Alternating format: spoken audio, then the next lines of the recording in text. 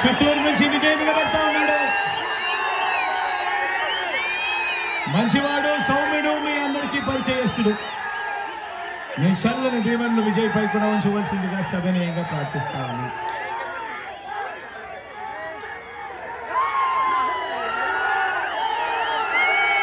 నగరం నుంచి రోజమ్మ నిలబడతా ఉంది. నా చెల్లెలు,